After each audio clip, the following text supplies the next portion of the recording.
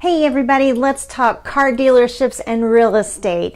This is Wendy Pennell. I'm a realtor and broker with OnTrack Realty and thought, you know what, let's get in the car and go get you a new car, okay?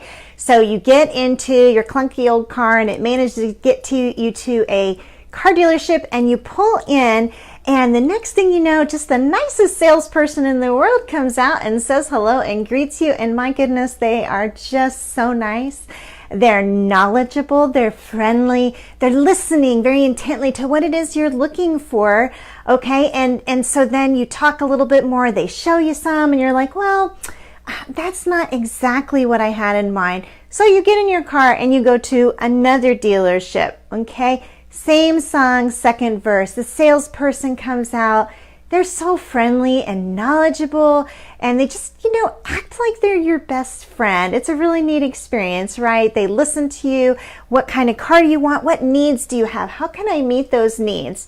Okay, guys, during this interchange with both of those, at any time did you think that that car salesman was after your best interests? No, right? I mean, you knew all along that that car salesman was wanting you to spend as much as you would to make the money for the seller, okay?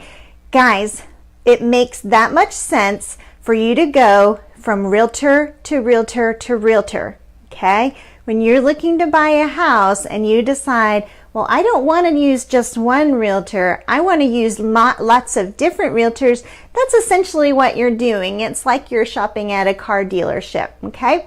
Let me give you a little history lesson.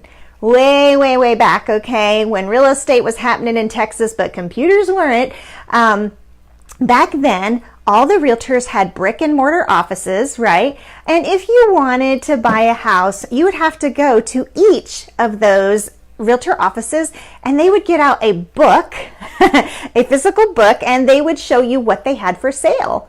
Okay. And then if they didn't have, what you wanted, you would go to, the other realtor down the street, and they would get out their book, and they would show you, what they had for sale, and so on and so forth, in the same way that you would go to a car dealership. Okay.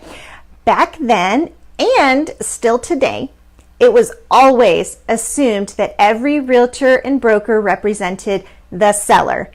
Think about this logically. If we didn't have sellers, we wouldn't have real estate, right? Doesn't matter if there are buyers if there's nothing to buy.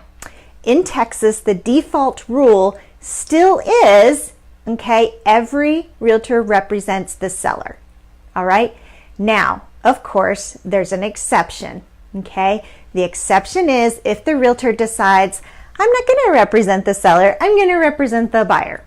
Okay, let's get into another rule in Texas. And that rule is if you're going to have any kind of agreement, it has to be in writing when it relates to real estate. Okay, so now we know, number one, in Texas, every realtor by default represents the seller. Okay.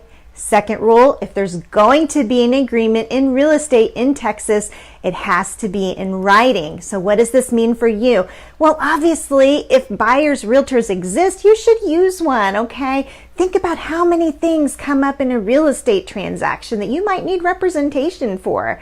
Okay, so that's one thing, but also it has to be in writing, guys. So when your realtor comes up to you and says, hey, listen, if we're going to work together, and I'm going to help out and look out for your best interests, we've got to have a written agreement.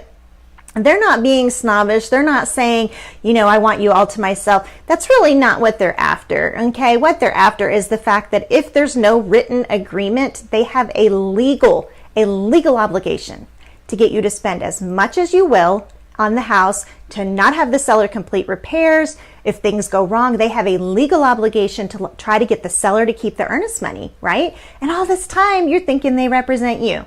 All right, guys, moral of the story. If you want a realtor to represent you when you're buying, you have to have an agreement in writing. All right, easy enough? All right, you guys, I will talk again soon. Bye.